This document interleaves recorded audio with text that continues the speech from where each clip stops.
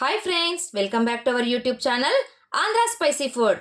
ఇవాల్టి మన రెసిపీ వచ్చేసి ఆలుగడ్డ మునక్కాయ కర్రీ అండి. ఇందులోకి నేను టమోటాను యాడ్ చేసేసి మునక్కాయ కర్రీని ప్రిపేర్ చేయబోతున్నానండి. మునక్కాయలు సింగిల్గా కాకుండా నేను ఆలుగడ్డని కూడా అందులో యాడ్ చేసేస్తున్నాను. ఆలుగడ్డ వేయడం వల్ల కర్రీకి మంచి టేస్ట్ వస్తుందండి. మనం రెగ్యులర్గా చేసుకునే కర్రీలా కాకుండా కాస్త వెరైటీగా ఈరోజు మనకు ఫంక్షన్లలో క్యాటరింగ్లలో ఇచ్చేటటువంటి ఆలుగడ్డ మునక్కాయ కర్రీని నేను ప్రిపేర్ చేసి చూపించబోతున్నానండి. రెసిపీని ఎక్కడా స్కిప్ చేయకుండా లాస్ట్ వరకు చూడండి. ఇది చపాతీలోనికి కానీ బగారా రైస్లోనికి కానీ దేనిలోకైనా పర్ఫెక్ట్ కాంబినేషన్ లాగా ఉంటుందండి. అలాగా మనం ఈరోజు ప్రిపేర్ చేసుకోబోతున్నాము. అందుకోసం అనేసి వీడియోని స్కిప్ చేయొద్దండి, చివరి వరకు చూడండి. ఇంకా ఎవరైనా నా ఛానల్ను సబ్స్క్రైబ్ చేసుకొని వాళ్ళుంటే తప్పకుండా సబ్స్క్రైబ్ చేసుకోండి. ఇక లేట్ ఎందుకు, మనం ప్రిపరేషన్ స్టార్ట్ చేద్దామా? మరి నేను ముందుగా మసాలాను ప్రిపేర్ చేసుకోబోతున్నానండి. ఇందులోకి మెయిన్ ఇంగ్రీడియంట్ ఏంటి అంటే మసాలా. మసాలా కోసం ముందుగా స్టవ్ ఆన్ చేసేసుకోవాలి. చూడండి, కడాయి కాస్త వేడెక్కిన తర్వాత ఇందులోకి నేను 1 స్పూన్ ధనియా యాడ్ చేసేసుకుంటున్నాను.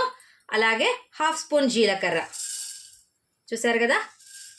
అలాగే కొద్దిగా చెక్కను యాడ్ చేసేసుకోవాలి.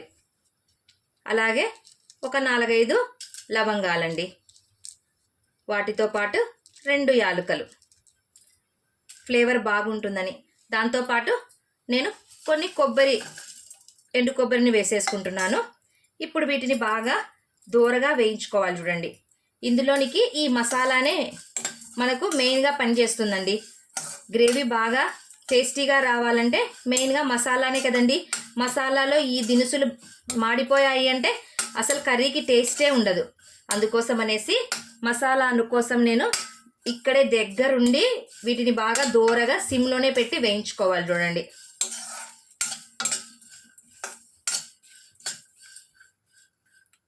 చూడండి దూరగా వేగిపోయాయి కదా. ఇప్పుడు ఇందులోనికి మనం ఫైనల్గా యాడ్ చేసేటువంటి ఇంగ్రీడియంట్ ఏంటి అంటే గసాలండి. ఈ గసాలు వేయడం వల్ల కర్రీకి మంచి టేస్ట్ వస్తుందండి. ఏదైనా సరే కర్రీలో గసాలు వేస్తే మంచి ఫ్లేవర్ అండ్ టేస్ట్. ఇప్పుడు స్టవ్ ఆఫ్ చేసేసుకోవాలండి. గసాలు వేసిన వెంటనే స్టవ్ ఆఫ్ చేసేసుకోవాలి. ఇవి చల్లారిన తర్వాత మనము మెత్తగా కాస్త వాటర్ పోసేసి మెత్తని పేస్ట్ లాగా మనం మిక్సీ పట్టేసుకోవాలి. చూడండి, ఇప్పుడు ఇదే కడాయిలోకి ఒక 2 స్పూన్స్ ఆయిల్ వేసేసుకుందాము.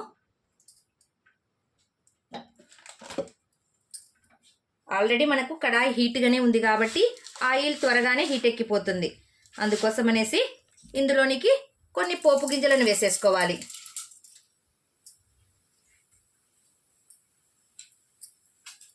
ఇవి కాస్త వేగుతూనే కట్ చేసి పెట్టుకున్నటువంటి ఆనియన్స్ అండి. 2 మీడియం సైజ్ ఆనియన్స్ని ఈ విధంగా చిన్న చిన్న పీసెస్ లాగా కట్ చేసుకున్నాను. చూడండి,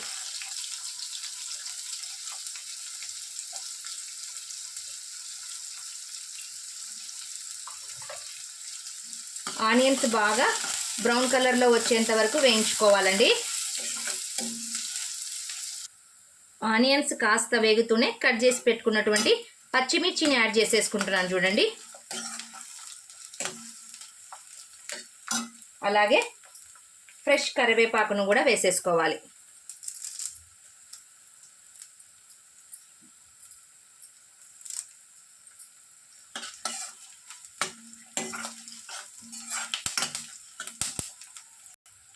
చూడండి, ఆనియన్స్ కాస్త బ్రౌన్ కలర్లోనికి వచ్చేసాయి కదా. ఇప్పుడు మనం ఇందులోనికి అల్లం వెల్లుల్లి పేస్ట్ను వేసుకున్నామండి.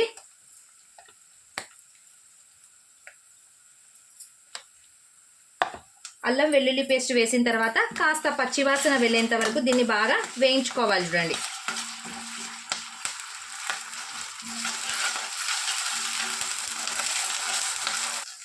అల్లం పేస్ట్ బాగా వేగిన తర్వాత మనము మిక్సీ పట్టుకున్నాము కదండి. నేను ఇందులోనే టమోటా కూడా యాడ్ చేసేసి మనం వేయించుకున్నటువంటి ధనియాలు కొబ్బరి అన్నిటినీ మిక్సీ పట్టుకున్నానండి. కాస్త వాటర్ వేసేసి ఈ పేస్ట్ని వేసేసుకోవాలి. చూడండి, ఇందులోనే కాస్త వాటర్ వేసేసుకున్నాము. మసాలా బాగా వేగాలి. చూడండి, మసాలా వేగితేనే కర్రీ బాగా టేస్టీగా ఉంటుంది. మిక్సింగ్ జార్లోనికి కాస్త మసాలా మిగిలింది కదా, వాటర్ వేసేసి మనము ఈ కర్రీలోనికే వేసేసుకోవాలి.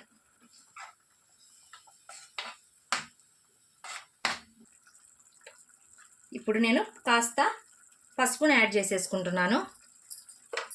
అలాగే మనం తినే కారాన్ని బట్టి మనం చిల్లీ పౌడర్ని వేసుకోవాలండి. నేను 1 స్పూన్ వేసేసుకున్నాను చూడండి. అలాగే టేస్ట్కి తగినంత సాల్ట్ని యాడ్ చేసేసుకోవాలి. నేను ఇక్కడైతే గల్లుప్పుని వేసేసుకుంటున్నాను. ఇప్పుడు మసాలా బాగా ఉడికించాలండి. మసాలా బాగా వేగిపోవాలి చూడండి. మసాలా వేగుతూనే మనం ఇక్కడ క్లీన్ చేసి పెట్టుకున్నటువంటి మునక్కాయలను ఇందులోనికి వేసేసుకుంటున్నాను.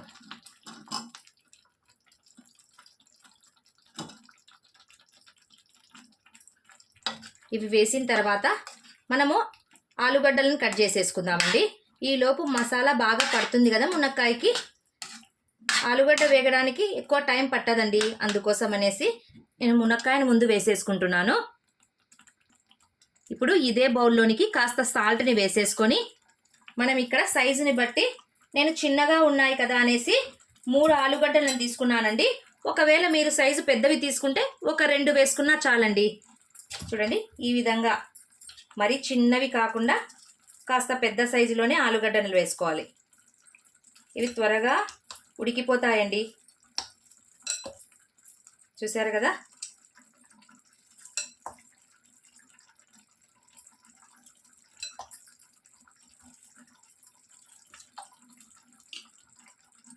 చూడండి మునక్కాయ కుతకుతా అని ఉడికిపోతుంది కదా. ఇప్పుడు మనం కట్ చేసి పెట్టుకున్నటువంటి ఆలుగడ్డలను ఇందులోనికి వేసేసుకోవాలి.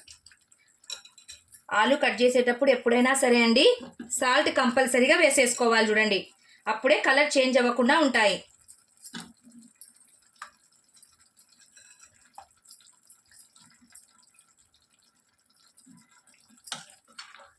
ఇప్పుడు ఒక 2 సెకండ్స్ బాగా కలపాలండి. సడన్గా మనం వాటర్ వేయకూడదండి, అప్పుడు మసాలా ఉప్పు కారం అనేది ఈ మునక్కాయకి కానీ ఆలుకి కానీ పట్టదు. అందుకోసం అనేసి వెంటనే వేయకుండా ఒక 2 or 3 సెకండ్స్ బాగా కలిపేసి తర్వాత వేసేద్దామండి. కాస్త ఉడకడం స్టార్ట్ అయిపోయింది కదా. ఇప్పుడు మనము తగినంత వాటర్ని పోసేసుకోవాలి. నేనైతే ఒక 2 గ్లాసెస్ వేసేసుకున్నాను.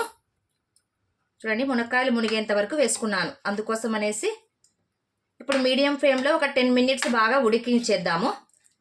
ఒక 10 మినిట్స్ చాలండి, అంతకు మించి ఎక్కువ ఉడికించాల్సిన అవసరం లేదు. చూడండి ఒక 10 మినిట్స్కి అంతా గ్రేవీ చూడండి ఎంత చిక్కగా వచ్చేసిందో. చూసారు కదా ఎంత జ్యూసీగా ఉందో చూడండి. చూసారా ఎంత చిక్కటి గ్రేవీ వచ్చేసిందో కదా. మనకు మునక్కాయ కూడా బాగా ఉడికిపోయిందండి, అలాగే ఆలు కూడా బాగా ఉడికిపోయింది చూడండి. చూసారా. ఇప్పుడు స్టవ్ ఆఫ్ చేసేద్దామండి.